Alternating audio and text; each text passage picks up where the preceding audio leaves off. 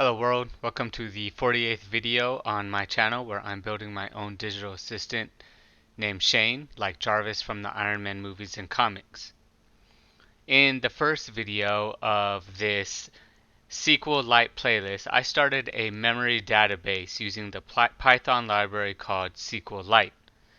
The motivation behind this was when my dad passed away from Alzheimer's and I saw his memories slowly fade away. And so I knew then that I wanted to create my own memory database.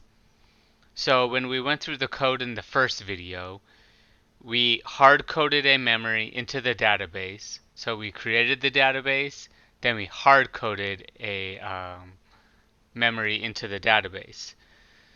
So since the inspiration came from the Google's Remember function in the 2020 Super Bowl commercial, I knew if you wanted to create something similar that you have to get input from the user. In that case, in the commercial, it was voice activated and he did voice recognition memories. And so we need to get input from me. So in this video, we're going to seek input from me and then store it into my memory database.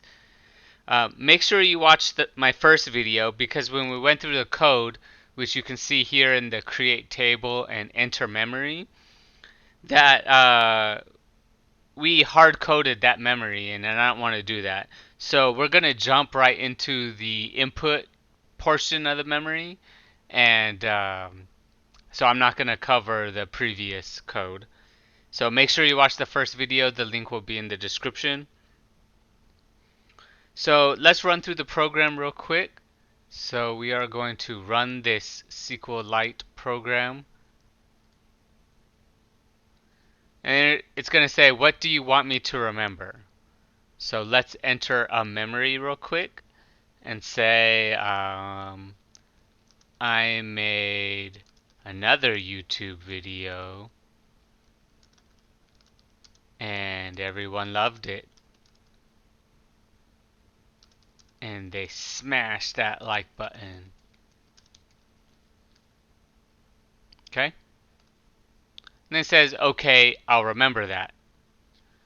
Alright, so that is just like the Google function. And don't worry, Google developers, if you're watching this, I will change that tagline.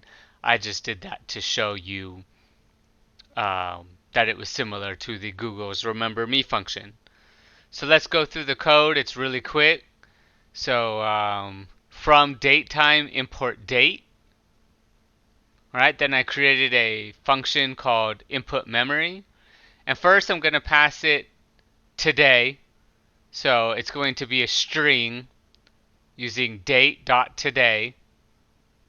And then the memory is going to be an input of what do you remember. And then you do c.execute. So make sure you watch the first video to know what that means. So, because we started this right here, the connection and the cursor. So c.execute, and then you put in caps, insert into the database that you want it to be called. In my case, it's called memories. So then one column is called the date stamp. The next is the memory column.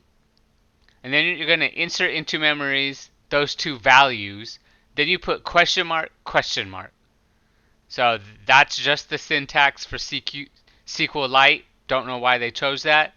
Then comma, and then we're going to pass it the variables. So which variables? These variables. So today is the string format of today. Memory is the input that I typed in. And then you do a connection commit. Then you're going to close the cursor. Then you're going to close the connection. And then we printed, if those are successful, you print, okay, I'll remember that. So pretty simple code here. Not much to it. So let's check out what that database looks like. Again, just make sure that you are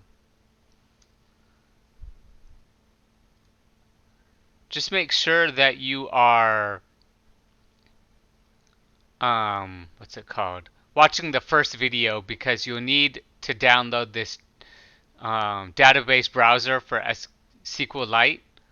So browse data. Let's look at today. It's the 11th of February 2020. And there you go. I made another YouTube video and everyone loved it.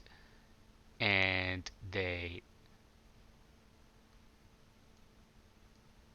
hold on. And then they smashed the like button. There you go. Alright, so pretty simple. We're just doing a simple database here called SQLite. So nothing too big. Um,